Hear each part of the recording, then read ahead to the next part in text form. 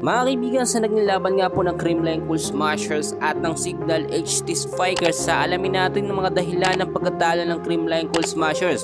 Tuluyan na nga bang humina ang CCS sa kanilang panibagong sistema at lineup? Well mga kaibigan, kung bago ka lang, please huwag mo nakakalimutan na mag-like and subscribe. Maraming salamat po.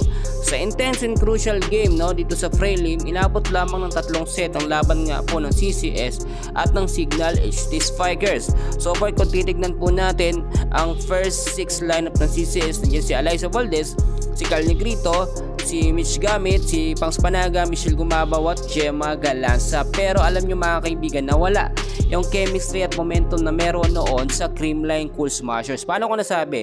Nung set 1 mga kaibigan, so far maganda naman ang simula ng Creamline. Pero talo sila sa score na 22 ang CCS, 25 ang Signal. Pagdating po ng set 2, dito mga kaibigan, lumabas na ang problema at kahinaan ng Creamline Cool Smashers. Marami po sila mga errors at yung depensa nila medyo mahina. Lagi po nalulusutan ng mga spikers ng Signal. Kaya naman nagtapos ang set 2 sa score na 18-25. Pagdating ng set 3, ang nakita natin dito, dapat po sana ay makakabawi. Makakabawi naman sana ang Creamline Cool Smashers. Lamang na sila sa early ng set 3 ng ilang puntos.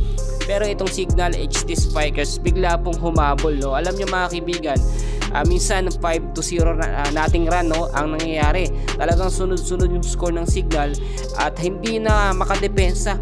Ito nga pong CCS, marami nagsasabi wala kasi ibang mga player o star player ng Creamline tulad na lamang ni BDL. Ito nga po si Tots Carlos mga kaibigan. At sana yung mga set po na binibitawan ni Kyle Negrito nagpipit sa mga spikers nga po ng Creamline Cool Smashers. Yun yung isang nakita natin na dahilan dito na pagkatalo ng Creamline.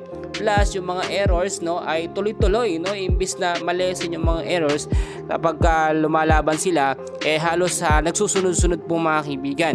Kahit yung pagsiservice lamang o pagsiset ay talagang nagiging error mga kaibigan. Do maganda pa rin naman ang pinapakita ng Creamline, pero yung napasama o mapasama yung mga bagong player nga po ng Creamline tulad na lamang po ni Mitch Gamit hindi po pwede. Alam nyo malakas ang Signal HT Spikers. Kung hindi po gagawa ng magandang sistema o panibagong sistema si Coach Aaron Meneses magsusunod-sunod ang kanilang pagkatalo. Marami naman nagsasabi prelim lang naman ito at may mga susunod pa naman na laban ng CCS at babawi na lamang.